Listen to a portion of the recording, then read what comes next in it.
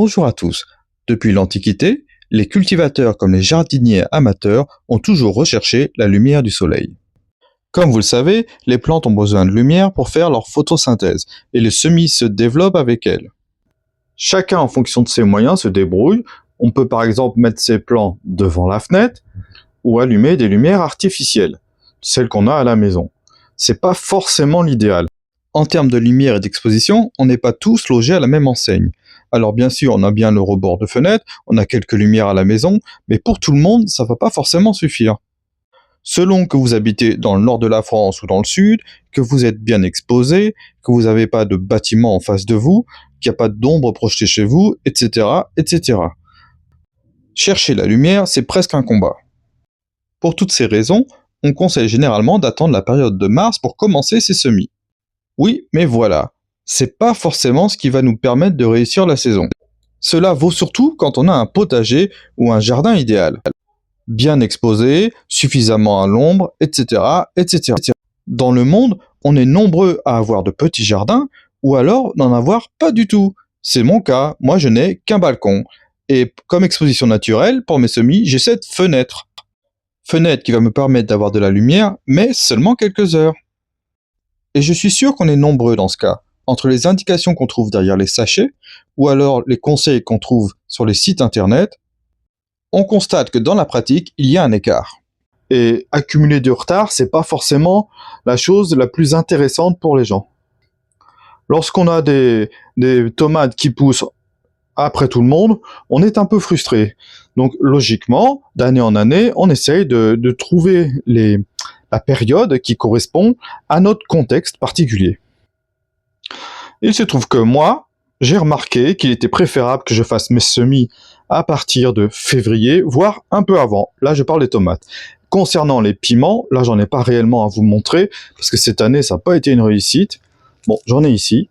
Il est préférable de commencer carrément au mois de janvier, voire au mois de décembre. Et je suis pas le seul à dire ça. Après, je parle de piments assez particuliers. Mais même en règle générale, comme les poivrons, évidemment, on n'est pas obligé de s'y prendre autant avant. Donc là, vous voyez, c'est des pieds de piment qui hivernent. Je ferai une autre vidéo sur le sujet. C'est encore un autre souci. Les pieds de piment ont besoin de lumière. Donc là où je voulais en arriver, c'est que quand dans un certain contexte, et c'est peut-être votre cas, il y a un moment où il va falloir envisager, malgré toutes les solutions que vous avez testées, il va falloir peut-être envisager d'investir dans une lampe horticole. Alors je ne parle pas de lampe gadget, j'en avais une avant, des lampes qui coûtent pas très cher. Je parle vraiment des lampes horticoles, voilà, que l'on suspend. Et là, j'ai choisi un modèle, vous allez le voir dans la vidéo, où il y a un variateur qui me permet donc de modifier l'intensité. C'est très pratique parce que si vous voulez pas de soleil nucléaire dans votre cuisine, il n'y a rien de mieux que de pouvoir jouer sur la luminosité. Bref, donc la suite, ça se passe après. Alors j'ai déjà fait un petit short là-dessus, sur la découverte de ma lampe de culture que j'ai achetée, Mars Hydro. Mais là, du coup, je voulais changer un peu. Donc je recommence. Simplement parce que je vais vous expliquer pourquoi je vais changer de modèle. Donc du coup ça je vais le renvoyer et j'en profite pour faire une vidéo un peu plus complète, histoire que vous puissiez comparer les deux modèles que je vais choisir. Donc ça vient avec des autocollants qui sont sympas mais qui sont accessoires. Ça vient avec des sangles, donc on accroche ça, clac, et puis on règle la hauteur, tout simplement. Là on a, bon, voilà, c'est comme pour ceux qui font de l'escalade, on connaît le principe. Donc ça, faut que je le remette dedans, évidemment, avant de l'envoyer. Bon, je vais pas toucher à part tester. Et en fait, c'est ça le souci. C'est absolument pas la qualité. Niveau qualité, je renvoie pas. Donc il y a les petits livrets qui devaient être dedans. Je m'en rappelle plus. Je regarderai.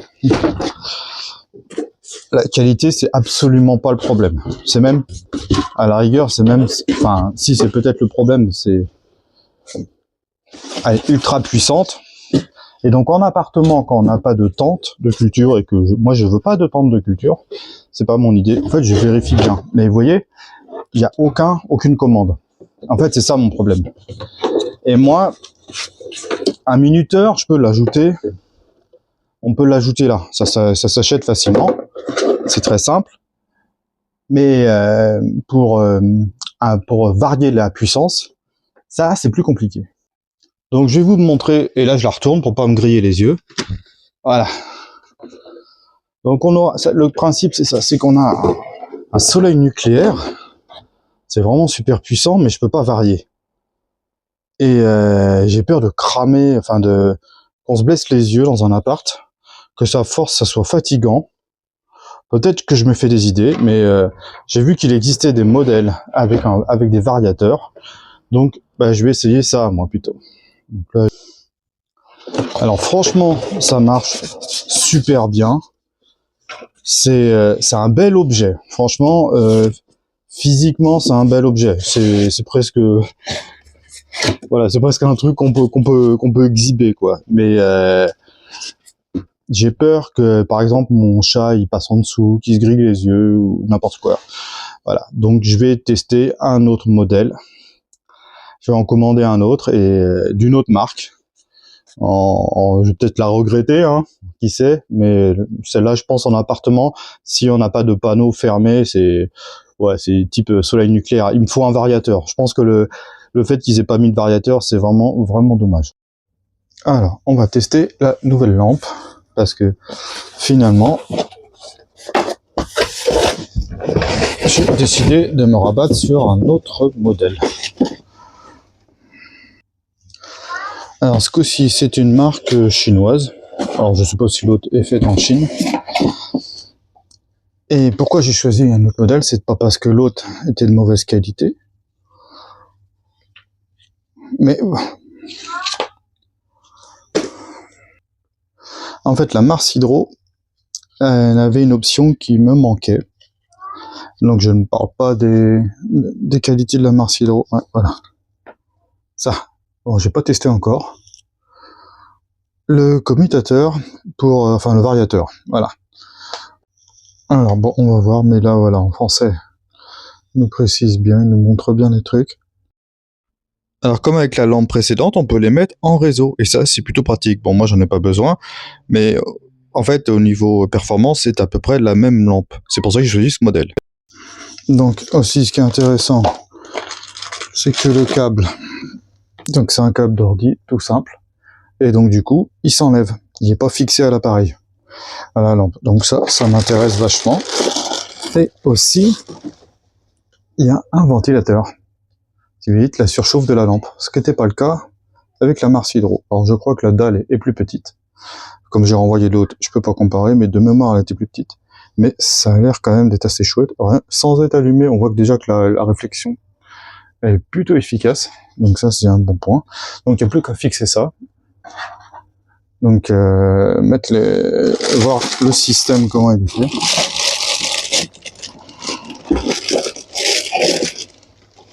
Donc je sors tout ce qu'on a. On a quoi? Donc on revient au manuel. Ah oui, bah tiens, on a exactement mon modèle au-dessus d'une fenêtre. On n'est pas obligé d'avoir une armoire à semis. Donc c'est pareil, ils ont des piments au-dessus d'une fenêtre. C'est exactement ma configuration. Donc et puis par contre, on voit pas comment ils l'ont affixé. Et moi, je me suis mis je vais vous montrer un crochet à fleurs, un pot de fleurs. Tout simplement. Donc, mais c'est le montage que je trouve pas très clair. On a juste ça. Donc, qu'est-ce que ça veut dire? Aucune idée. Donc, franchement, je vois pas grand chose. Alors là, c'est écrit en espagnol. Que je retrouve mes pages. Ok. Non, j'explique rien. Donc, en gros, on se démerde. On se débrouille, pardon.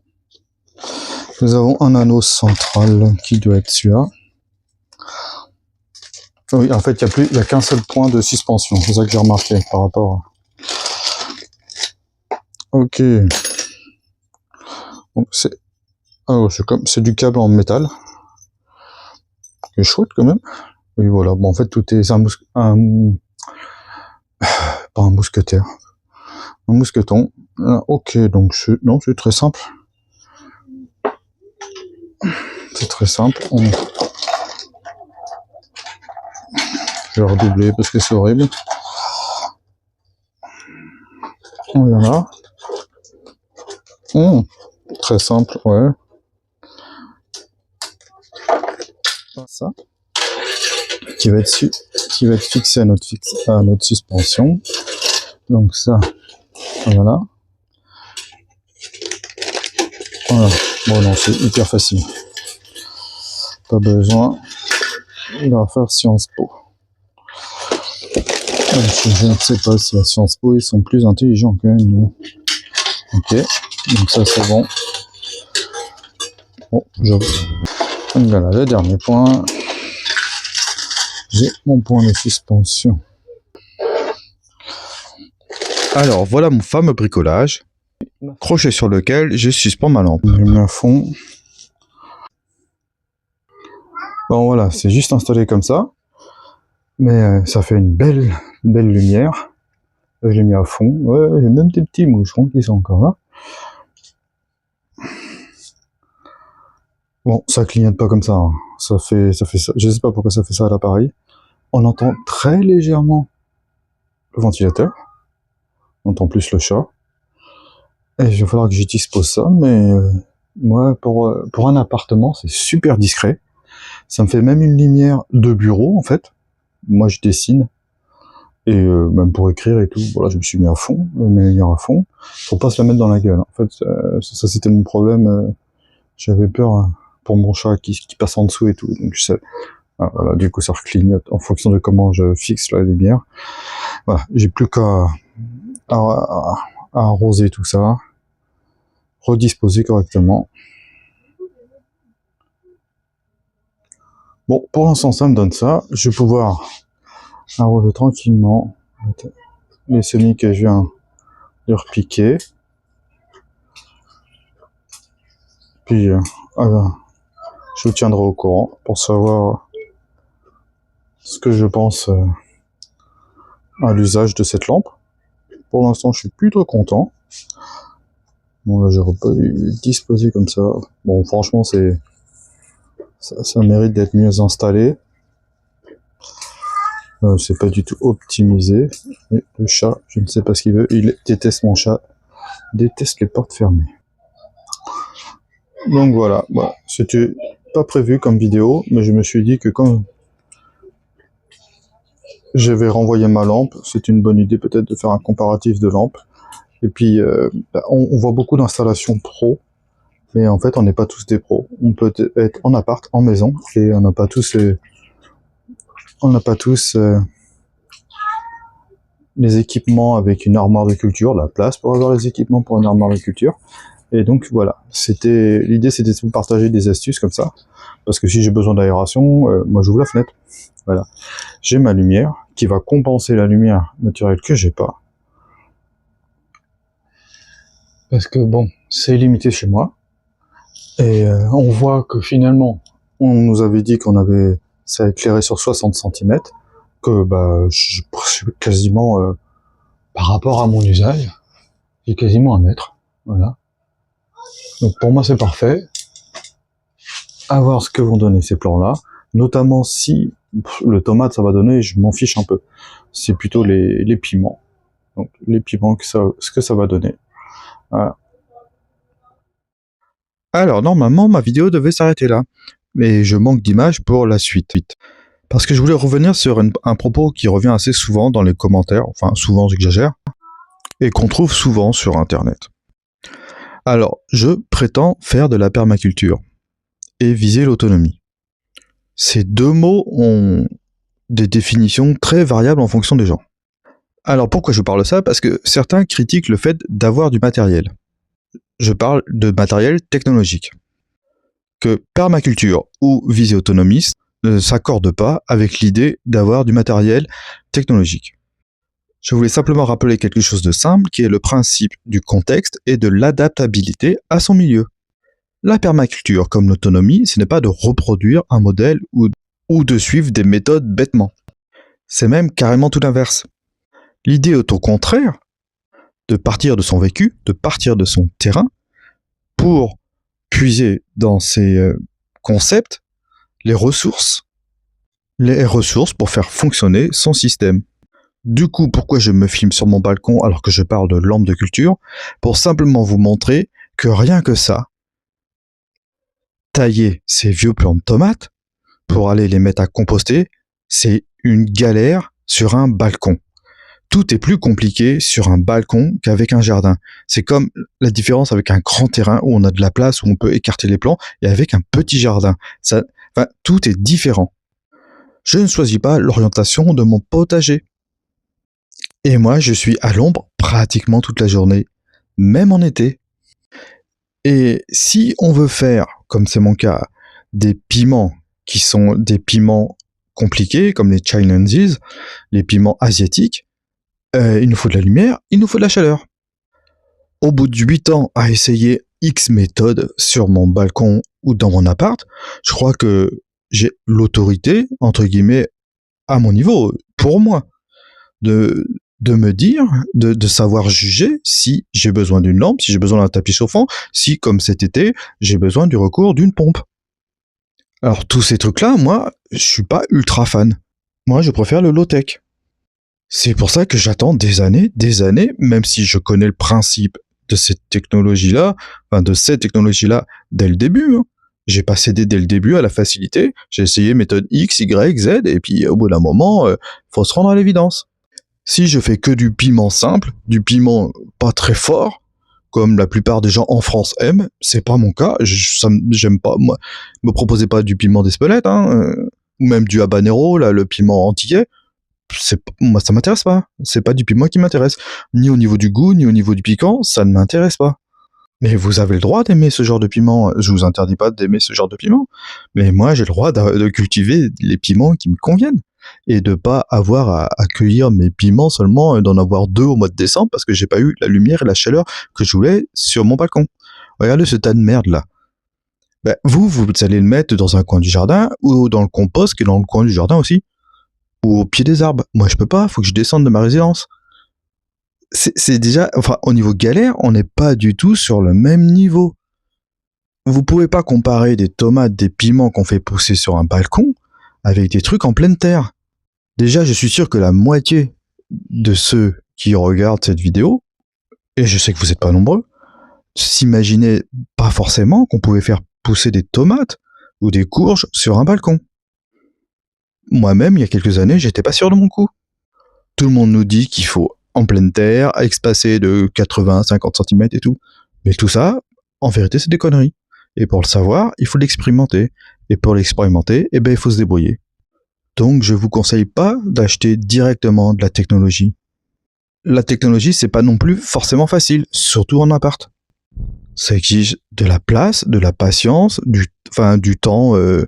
Je préférais mettre mes tomates, mes piments au bord de fenêtre et n'avais rien à faire d'autre. La technologie impose des contraintes, ce qui est l'inverse du low-tech. Donc moi je conseille fortement d'abord le low-tech. C'est pour ça que j'ai testé plein de bidules comme les Zoya, les cônes d'argile, etc., dans le cadre de l'irrigation autonome. Pour faire vos semis, je vous conseille d'abord le bord de fenêtre, le radiateur, parce que le radiateur vous l'avez chez vous, le bord de fenêtre vous l'avez chez vous. Mais si ça marche pas, si ça suffit pas, au bout d'un moment, au bout de 8 ans, je crois qu'on peut se dire qu'il faut passer à autre chose. Si un jour la permaculture rime avec dictature, suivre un modèle, comme la monoculture qu'on condamne, moi, la permaculture, dans ce cas-là, ça m'intéresse pas. Je suis dans un milieu artificiel où j'essaye d'introduire la nature.